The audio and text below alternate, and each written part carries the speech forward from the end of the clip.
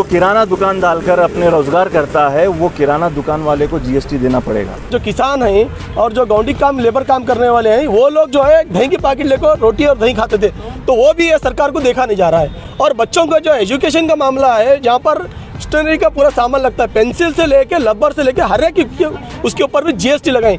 उसको अपना एक जीएसटी सर्टिफिकेट बनाना पड़ेगा, जीएसटी के अंदर उसको शामिल होना पड़ेगा, फिर उसके बाद में वो जीएसटी लगाना पड़ेगा। लिहाजा ये हुकूमत को चाहिए कि वो जो है नरेंद्र मोदी को फौरी तौर पर आवाम को जिस अंदाज से वो तकलीफ दे रहे हैं उसकी बुनियाद पर उनको इस्तीफ़ा दे देना चाहिए, ये हुकूमत को इस्तीफ़ा दे देना चाहिए। तो मैं आपके मीडिया के थ्रू अपील करना चाहता हूँ कि भाई मोदी साहब को और हमारे सीएम साहब को इमीडिएट ये जो आप ऑर्डर करे हुए इमीडिएट रोको, वरना आने वाले दिनों में ये तमाम आवाम को लेके हर स्टेट के थ्रू पूरा स्टेट भर के स्ट्राइक करना पड़ेगा, आपके बारे में पुतले जलाना पड़ेगा, रोडों पे आवाम को लेकर उतरना पड़ेगा, बल्कि आपकी मीडिया के थ्रू इस मौके पर बोलना चाहते हैं।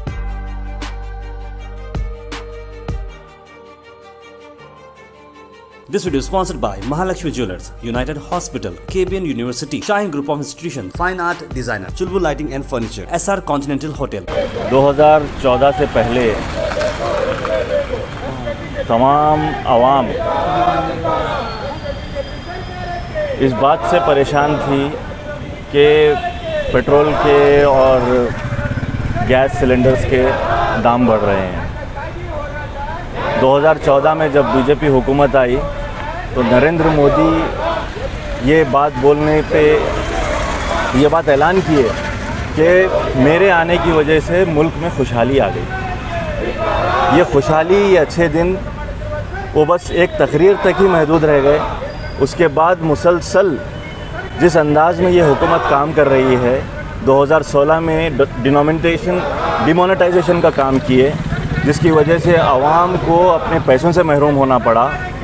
फिर उसके बाद में जीएसटी को लागू किया गया 2018 से पहले, फिर उसके बाद आहिस्ता आहिस्ता तमाम तर चीज़ों के ऊपर जीएसटी लागू करना शुरू कर दिया। जिस पर जीएसटी लागू करना चाहिए उस पर लागू नहीं किया गया। और वो क्या चीज़ है? वो है पेट्रोल और डीज़ल।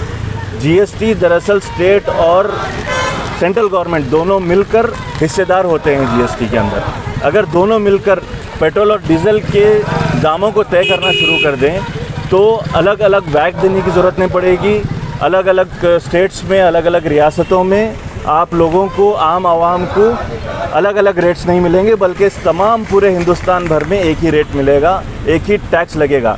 18% भी अगर जीएसटी लगता है तो जो पेट्रोल और डीज़ल की वजह से आम आवाम को दुश्वारी हो रही है, मिसाल के तौर पर तमाम तर जो चीज़ें हैं, चाहे वो अनाज से लेकर तमाम हमारी रोज़मर्रा की ज़िंदगी की चीज़ें हैं, ट्रांसपोर्टेशन उसी से वो पेट्रोल और डीज़ल की बुनियाद पर ही होता है, तो वो अगर कम हो जाता तो ये तमाम तर चीज़ें भी सस्ती हो जाती। अब वो तो कम नहीं हुआ है, लेकिन जो आम रोज़मर्रा की जो इस्तेमाल करने वाली चीज़ें हैं वो तमाम तर चीज़ों के ऊपर जीएसटी लागू करवा दिया गया है। इसकी वजह से आपको अनाज के ऊपर 5% जीएसटी देना पड़ रहा है जो एडेड रहेगा। और उसमें भी मार इस बात की है कि गरीब जो किराना दुकान डालकर अपने रोज़गार करता है वो किराना दुकान वाले को जीएसटी देना पड़ेगा। उसको अपना एक जीएसटी सर्टिफिकेट बनाना पड़ेगा, जीएसटी के अंदर उसको शामिल होना पड़ेगा, फिर उसके बाद में वो जीएसटी लगाना पड़ेगा। जो इस मामले में आते नहीं थे, जीएसटी के दायरे में नहीं आते थे, वो लोगों को भी जीएसटी के दायरे में लाया गया है। इसीलिए स्मॉल ट्रेडर्स, छोटे कारोबारी तमाम पूरे मुल्क में एहतजाज करने पर मजबूर हो गए हैं। हुकूमत अब गरीबों के ऊपर हमला कर रही है। यह हुकूमत अपने आप को हिंदू नेशनलिज़म का नारा देकर इस मुल्क में हुकूमत में आती है, लेकिन ये दरअसल हिंदू नेशनलिज़म नहीं है बल्कि हिंदुत्व कैपिटलिज़म है। इनका मकसद अडानी अंबानी जैसे बड़े कारोबारियों को ये तमाम सहूलतें फ़राहम करके, फैसिलिटीज़ फ़राहम करके, बड़े बड़े मॉल्स लगवाने की सहूलतें फ़राहम करके वहाँ से तिजारत को आम करना है। छोटे कारोबारी या किसान को उनके ऊपर तवज्जो ही नहीं है ये हुकूमत की। लिहाजा ये हुकूमत को चाहिए कि वो जो है नरेंद्र मोदी को फौरी तौर पर आवाम को जिस अंदाज से वो तकलीफ़ दे रहे हैं उसकी बुनियाद पर उनको इस्तीफ़ा दे देना चाहिए। ये हुकूमत को इस्तीफ़ा दे देना चाहिए। निर्मला सीतारामन फाइनेंस मिनिस्टर को इस्तीफ़ा दे देना चाहिए। ये हुकूमत नहीं चल सकती है इस तरीके से। ये लोग कर्जे में लोगों को मुब्तला कर रहे हैं और पूरे हिंदुस्तान का जो फॉरेक्स होता है वो ख़त्म होने की कगार पर आना शुरू हो जाएगा अगर इसी तरीके से आम आवाम को, मजलूम आवाम को परेशान करते रहेंगे। हमारी ये गुजारिश है, हमारी ये अपील है कि फौरी तौर पर जो अनाज के ऊपर, जो पनीर के ऊपर, दही के ऊपर और मुख्तलिफ़ चीज़ों के ऊपर जो टैक्सेस लगाए गए हैं उसको फौरी तौर पर ख़त्म कर दिया जाए और उन्हें फिर एक बार टैक्स फ्री कर दिया जाए। ಇವತ್ತು ನಾವು ಜಿಲ್ಲಾ ಜಾತ್ಯತೀತ ಜನತಾದಳದ ವತಿಯಿಂದ ಹೋರಾಟ ಹಮ್ಮಿಕೊಂಡಿವಿ. ಕಾರಣ ಇವತ್ತು ದೇಶದಲ್ಲಿ ಇರ್ತಕ್ಕಂಥ BJP ಸರ್ಕಾರ ಬಡವ್ರ ಬ್ಯಾನಿ ಮ್ಯಾಗ ಬರೀ ಇಳಿಲಿಕ್ಕತ್ತದ.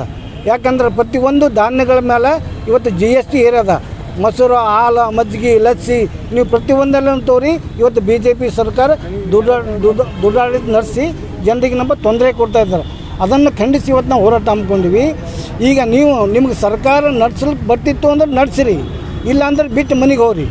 ಯಾಕಂದ್ರೆ ಇವತ್ತು ದೇಶದಾಗ ಇರ್ತಕ್ಕಂಥ ನಾವೆಲ್ಲನೂ ಒಳ್ಳೇದು ಮಾಡ್ಕೊತೀವಿ. ಇವತ್ತು ನಿಮ್ಮ ದೇಶದ ನಿಮ್ಮ ಪಕ್ಷದ ಒಬ್ಬ ಸುಬ್ರಹ್ಮಣ್ಯಂ ಸ್ವಾಮಿ ನಿಮಗೆ ಉಗುಳೇನ, ಅಮಿತ್ ಶಾ, ನರೇಂದ್ರ ಮೋದಿ, ಬಸವರಾಜ ಬೊಮ್ಮಾಯಿ ರಾಜ್ಯದ ಮುಖ್ಯಮಂತ್ರಿಯಾಗಿ ನೀವೇನು ಕೆಲಸ ಮಾಡ್ಕೊತೀರ ಅಂತಕ್ಕಂಥದ್ದು ಗೊತ್ತದ. ಇವತ್ತು ಮಳೆ ಬಂದು ಬೆಳೆ ಪರಿಹಾರ ಕೊಟ್ಟಿಲ್ಲ, ಮನೆಗಳು ಬಿದ್ದು ಅವ್ರಿಗೆ ಯಾವುದೋ ಕಂಪನ್ಸೇಷನ್ ಕೊಟ್ಟಿಲ್ಲ ನೀವು. ಅದಕ್ಕಾಗಿ ನೀವು ಮುಂಬರ್ತಾ ದಿನಗಳಲ್ಲಿ ಇವತ್ತು ಪ್ರತಿಯೊಂದೆಲ್ಲನೂ ಕೂಡ ನೀವು ದೇಶವನ್ನು ದ್ವೇಷದಿಂದ ನೋಡ್ಕೊತೀರಿ. ಯಾಕಂದ್ರೆ ದ್ವೇಷ ರಾಜಕಾರಣನೇ ಮಾಡ್ಕೊತೀರಿ ನೀವು. ರಾಷ್ಟ್ರ ಒಳ್ಳೇದು ಮಾಡಬೇಕು, ನಾವು ಜನರಿಗೆ ಒಳ್ಳೇದು ಮಾಡಬೇಕು, ಬಡರಿಗೆ ಒಳ್ಳೇದು ಮಾಡಬೇಕು, ದೀನ ದಲಿತರಿಗೆ ಒಳ್ಳೇದು ಮಾಡ್ಬೇಕಂತ ವಿಚಾರ ನಿಮ್ಮಲ್ಲಿ ಇಲ್ಲೇ ಇಲ್ಲ. ಸಂವಿಧಾನ ಪ್ರಕಾರ ಹೋಗ್ಬೇಕಂತ ವಿಚಾರ ಮೊದಲೇ ಇಲ್ಲ. ಬರೀ ನೀವು RSS ನೀತಿಯನ್ನು ಪಾಲಿಸುತ್ತಾ RSS ನೀತಿಗೆ ಅನುಸಾರವಾಗಿ ನೀವು ಸರ್ಕಾರ ನಡೆಸಲಿಕತ್ತೀರಿ. ಈಗ ದೇಶದಾಗಿರ್ತಕ್ಕಂಥ ಇವತ್ತು RSS ಏನು ಅಜೆಂಡಾ ಅದ, ಆ RSS ಅಜೆಂಡಾ ಮೇಲೆ ನರೇಂದ್ರ ಮೋದಿ, ಅಮಿತ್ ಶಾ ಪ್ರತಿಬದ್ಧ ಇಲ್ಲಿ ರಾಜ್ಯದ ಮುಖ್ಯಮಂತ್ರಿ ಬಸವರಾಜ ಬೊಮ್ಮಾಯಿ ನಡೀತಾ ಇದ್ದರು. ದಯಮಾಡಿ ಬಡರನ್ನು ಕೊಲ್ಲಬೇಡ್ರಿ, ಜನರನ್ನು ಕೊಲ್ಲಬೇಡ್ರಿ. ಇವತ್ತು ನೀವು GST ಏರಿಸಿ ಪ್ರತಿಯೊಂದರ ಮ್ಯಾಗಲೂ ದಿನನಿತ್ಯ ಊಟ ಮಾಡ್ತಕ್ಕಂಥ ವಸ್ತುಗಳ ಮೇಲೆ ಏನಪ್ಪ ಅಂದ್ರೆ GST ಏರಿರಿ. ಅಂದ್ರೆ ನಿಮಗೆ ದೇಶ ನಡೆಸಬೇಕಾದ್ರೆ ದುಡ್ಡು ಬೇಕಾದ್ರೆ ದುಡ್ಡು ಇಲ್ಲಾಂದ್ರೆ ಹ್ಯಾಂಗಾರೆ ಮಾಡಿ ಇವತ್ತು ಬೂಟ್ ಪಾಲಿಶ್ ಮಾಡೋನು ಕೂಡ ನಮಗೆ GST ಕೂಲಿ ಅನ್ನೋ ಮಾತಿಗೆ ನೀವು ಬಂದಿರಿ. ಆಕೆ ದುಡ್ಡು ಬೇಕು, ನಿಮ್ಗೆ ದುಡ್ಡು ಕೊಟ್ಟರೆ ಸಾಕು ನಮ್ಗೆ. ಇವತ್ತು ನಾ ದೇಶದ ಪ್ರಧಾನಮಂತ್ರಿ ಇರ್ಬೇಕು, RSS ಏನು ಹೇಳ್ತಾರೆ ಅದನ್ನ ಕೇಳಿ ಮಾಡ್ಬೇಕು. ಮುಖ್ಯಮಂತ್ರಿ ಇರಬೇಕಾದ್ರೆ ನಾ ಹೇಳಿ ಅವ್ರು ಏನು ಹೇಳ್ತಾರೆ ಅದು ಕೇಳ್ತೀನಿ. ಆ ನಿಟ್ಟಿಗೆ ನೀವು ಬಂದಿರಿ. ದಯಮಾಡಿ ನಿಮ್ಮಂಥವ್ರು ಇದ್ದರೆ ಇವತ್ತು ದೇಶ ಸತ್ಯನಾಶ ಹೋಗ್ತದೆ, ದೇಶ ಹಾಳಾಗೋಗ್ತದೆ. ದೇಶದ ಪರಿಸ್ಥಿತಿ ಶ್ರೀಲಂಕಾ ಆದಂಗೆ ಆಗ್ತಂತಕ್ಕಂಥ ವಿಚಾರ ನಾನು ಹೇಳ್ತಾ ಇದ್ದೀನಿ. ಈ ಶ್ರೀಲಂಕಾ ಆಗಲಿ ದಯಮಾಡಿ ನೀವು ಬಿಡಬೇಡಿ.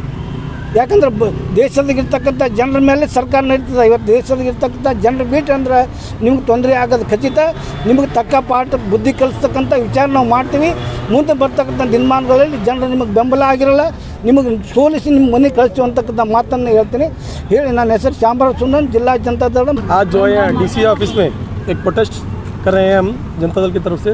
उसका रीज़न ये है कि भाई अब डे बाई डे जो है पेट्रोल डीजल का रेट तो बढ़ रहा था, देख रहे थे. अब खाने के जो नॉर्मल चीज़ें हैं जो रेगुलर डेली यूज़ के वास्ते आते हैं, जैसे दही की पैकेट है, तेल की पैकेट है, अनाज है, तुअर की दाल है, तमाम मतलब ब्रेड जाम के ऊपर भी ये लोग आज GST लगा रहे हैं. तो ये आने वाले दिनों में ये आम आदमी के ऊपर, जो नॉर्मल लोग थे, जो काम करने वाले लोग हैं, जो किसान हैं और जो गौंडी काम लेबर काम करने वाले हैं, वो लोग जो है दही की पैकेट लेकर रोटी और दही खाते थे. तो वो भी ये सरकार को देखा नहीं जा रहा है. और बच्चों का जो एजुकेशन का मामला है, जहाँ पर स्टेशनरी का पूरा सामान लगता है, पेंसिल से लेके रबर से लेके हर एक उसके ऊपर भी GST लगाए. ये लोग 5% से 18% तक GST लगाए हुए हैं. अगर 100 रुपये में अगर 20 रुपये आदमी काम करने वाला नॉर्मल उसकी 200 रुपये पगार रहती है, अगर 100 रुपये में अगर 20 रुपये अगर उन्हें उसको GST को भरेंगे तो 80 रुपये में खाएगा क्या? अगर तो ये लोग ये चाह रहे हैं कि भाई आने वाले दिनों में नॉर्मल जो भी लोग गरीब लोग रहते हैं उनका निवाला छीनने का काम भी ये लोग करें. एक तो बाढ़ की तरफ से, पानी की तरफ से पूरा स्टेट के अंदर जो है पानी की पूरी बाढ़ की तरफ फसल खराब हो गई, किसान परेशान है. और कोविड के अंदर एजुकेशन के बारे में पूरे लोग जो भी जितने भी काम करने वाले थे, कारीगर लोग थे, वो लोगों को सैलरी नहीं की तरफ से, तनख्वाह नहीं मिलने की तरफ से, वो लोग भी आज खर्चा लेके वो पुराना खर्चा 2 साल 3 साल का जो हुआ था वो अभी तक फेंड नहीं सके. उन्होंने इंटरेस्ट भरते का काम कर रहे हैं आवाम लोग, जो नॉर्मल लोग. उसके बावजूद भी फिर ये लोग ये GST लाने का मतलब ये है कि भाई इंडिया के अंदर पूरों के पास से पैसा निकालना, गरीब से गरीब आदमी के पास से पैसा निकाल कर पूरे अपने घर भर लेना, ये इनका एक एजेंडा दिख रहा है. पहले तो इनका RSS का एजेंडा था कि BJP का ये लोग कमरल हाई बोल के पूरा पार्टी लोगों को दिखाते थे. अब ये लोग कमरलिज्म छोड़ के क्या कर रहे हैं मालूम है? ये लोग पैसा के बारे में कमरलिज्म तैयार करें, ये दिख के आ रहा है. This video is sponsored by Mahalakshmi Jewelers, United Hospital, KBN University, Shine Group of Institution, Fine Art Designer, Chulbul Lighting and Furniture, SR Continental Hotel.